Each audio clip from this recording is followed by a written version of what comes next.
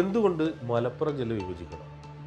മലപ്പുറം ജില്ല രൂപീകരിക്കുമ്പോൾ തന്നെ കുട്ടി പാകിസ്ഥാൻ ഉണ്ടാക്കണം എന്നൊക്കെ എഴുതിയ മുഖ്യധാരാ പത്രങ്ങൾ ഇവിടെ ഉണ്ട്. ഗോവ, സിക്കിം തുടങ്ങിയിട്ടുള്ള സംസ്ഥാനങ്ങളുടെ ജനസംഖ്യയാണ് മലപ്പുറത്തുള്ളത്. കഴിഞ്ഞ 40 വർഷമായി കേരളത്തിൽ പുതിയ ജില്ലകൾ രൂപീകരിച്ചിട്ടുണ്ട്. എന്താണ് ഒരു പുതിയ ജില്ല രൂപീകരിക്കാനുള്ള മാനദണ്ഡം? ഇന്ത്യയിൽ എല്ലായിടത്തും ഇതുപോലെ കേരളത്തിൻ്റെ പോലെയുള്ള അവസ്ഥയാണ്.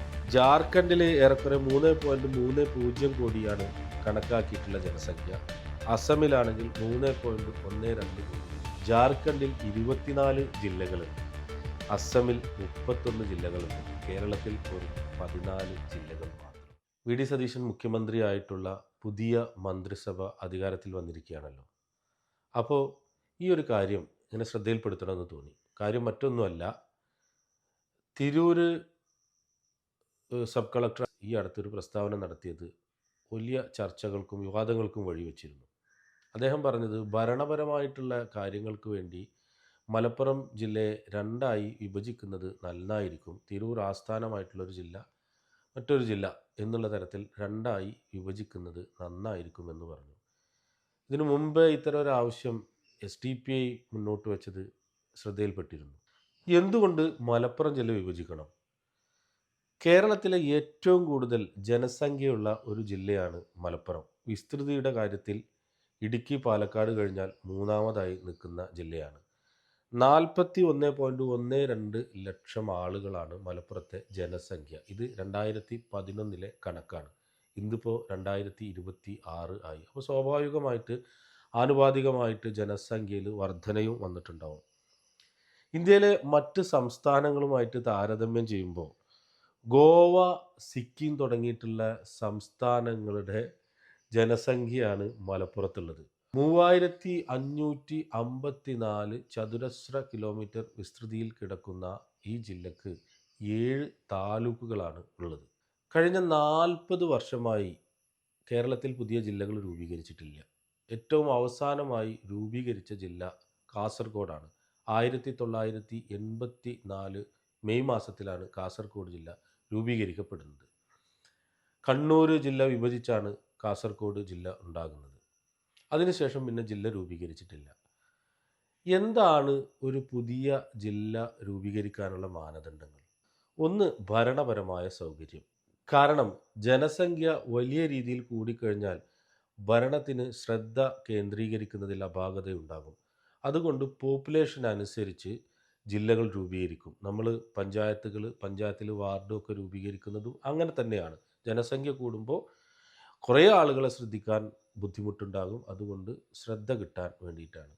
അത് വിസ്തൃതിയുടെ അടിസ്ഥാനത്തിലും പോപ്പുലേഷൻ്റെ അടിസ്ഥാനത്തിലും ഭരണ സൗകര്യങ്ങൾക്ക് വേണ്ടിയും ജില്ലകൾ ഇങ്ങനെ പുതിയ ജില്ലകൾ ഉണ്ടാക്കാറുണ്ട്, ജില്ലകൾ വിഭജിക്കപ്പെടാറുണ്ട്. ഇന്ത്യയിൽ എല്ലായിടത്തും ഇതുപോലെ കേരളത്തിൻ്റെ പോലെയുള്ള അവസ്ഥയാണോ? കേരളത്തിൽ 14 ജില്ലകളാണുള്ളത്. കേരളത്തിൻ്റെ അതേ ജനസംഖ്യയിൽ വരുന്ന സംസ്ഥാനങ്ങളിൽ ഇത് തന്നെയാണോ അവസ്ഥ? അല്ല. ജാർഖണ്ഡിൽ ഏറെക്കുറെ 3.30 കോടിയാണ് കണക്കാക്കിയിട്ടുള്ള ജനസംഖ്യ. അസമിലാണെങ്കിൽ 3.12 കോടി. കേരളത്തിനേക്കാൾ കുറവാണ്. കേരളത്തിൽ 14 ജില്ലകൾ മാത്രം ഉണ്ടാകുമ്പോൾ ജാർഖണ്ഡിൽ 24 ജില്ലകളുണ്ട്. അസമിൽ 31 ജില്ലകളുണ്ട്. കേരളത്തിൽ വെറും 14 ജില്ലകൾ മാത്രം. ഭരണഘടനയിൽ ജില്ലകളെക്കുറിച്ചൊന്നും പരാമർശിക്കുന്നില്ല. എങ്ങനെ ജില്ല രൂപീകരിക്കണം എന്നൊന്നും പറയുന്നില്ല. പക്ഷേ ഭരണഘടനയുടെ 7ാമത്തെ ഷെഡ്യൂളിൽ 3 ലിസ്റ്റുകളെക്കുറിച്ച് പറയുന്നുണ്ട്. Union list, state list, concurrent list. ഇതിൽ സംസ്ഥാന സർക്കാരുകളുടെ അധികാര പരിധിയിൽ വരുന്ന കാര്യമാണ് ജില്ലകളുടെ രൂപീകരണം. ഭരണഘടനയിൽ ജില്ലകളെക്കുറിച്ച് പറയുന്നത് ജുഡീഷ്യറിയെക്കുറിച്ച് പറയുമ്പോഴും പുതിയ ഭേദഗതിയായിട്ടുള്ള പഞ്ചായത്തി രാജ് ഭരണം കൊണ്ടുവരുന്നതിൻ്റെ ഭേദഗതിയുടെ ഭാഗമായിട്ടുള്ള കാര്യങ്ങളിലാണ് ജില്ല പറയുന്നത്. പക്ഷേ ഒരു സംസ്ഥാനം എങ്ങനെ രൂപീകരിക്കണം എന്ന് പറയുന്നത് പോലെ ഉള്ള വിശദമായിട്ടുള്ള ഒരു കാര്യവും അത്തരത്തിൽ ഒരു ജില്ല എന്ന സംവിധാനത്തെക്കുറിച്ച് പോലും ഭരണഘടനയിൽ പറയുന്നില്ല. ഭരണക്രമത്തിനു വേണ്ടി, ഭരണത്തിൻ്റെ സൗകര്യത്തിനു വേണ്ടി ജില്ലകൾ രൂപീകരിക്കാവുന്നതാണ്. പുതിയ ജില്ല രൂപീകരിക്കുന്നതിൻ്റെ ഭാഗമായിട്ടുള്ള നടപടിക്രമങ്ങൾ എന്തൊക്കെയാണ്?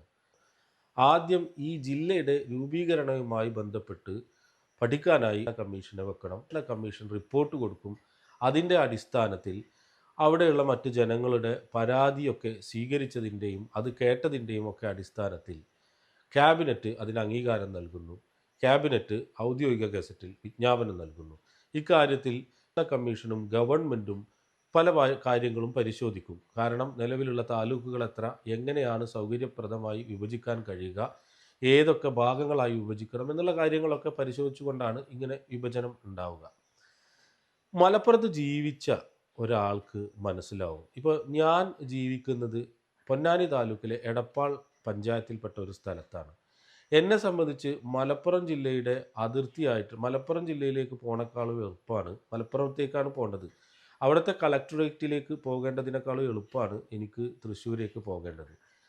മാത്രമല്ല, ഒരു ജില്ലാ കോടതിയിലേക്ക് പോകണമെന്നുണ്ടെങ്കിൽ മഞ്ചേരി വരെ പോകണം. ജില്ലയുടെ ഒരറ്റത്തു നിന്ന് മറ്റൊരറ്റം വരെ. അതായത് ഇവിടുന്ന് എടപ്പാൾ ഈ ഭാഗത്ത് നിന്ന് നന്നമുക്ക ഭാഗത്ത് നിന്ന് നിലമ്പൂർ വരെ വ്യാപിച്ചു കിടക്കുന്ന ഒരു ജില്ലയാണ് മലപ്പുറം ജില്ല. ജനസംഖ്യയുടെ കാര്യം നേരത്തെ പറഞ്ഞതാണ്.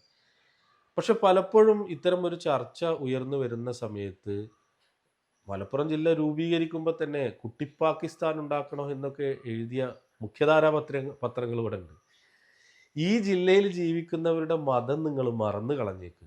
പകരം ഇന്ത്യയിലെ പൗരന്മാരല്ലേ, ആ പൗരന്മാർക്കൊക്കെ അവരുടെ അവകാശങ്ങൾ, അവർക്ക് ഭരണത്തിൽ നിന്നും കിട്ടേണ്ട ആനുകൂല്യങ്ങൾ, അവകാശങ്ങളൊക്കെ കിട്ടുന്നതിന് സൗകര്യപ്പെടുത്തുക എന്നുള്ള കണ്ണോട് മാത്രം ഈ ജില്ലയിൽ ജീവിക്കുന്ന ആളുകളുടെ ജാതി മതം ഒക്കെ വിട്ട് അവർ പൗരന്മാരാണ്, വോട്ട് ചെയ്യുന്ന നികുതി അടക്കുന്ന ഈ രാജ്യത്തെ പൗരന്മാരാണ്.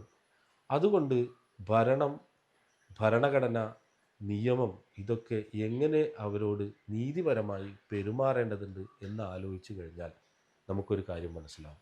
നിങ്ങളുടെ അഭിപ്രായങ്ങൾ കമൻറ്റ് ബോക്സിൽ അറിയിക്കുക. മറ്റൊരു വിഷയവുമായി പിന്നെ കാണാം. നന്ദി, നമസ്കാരം.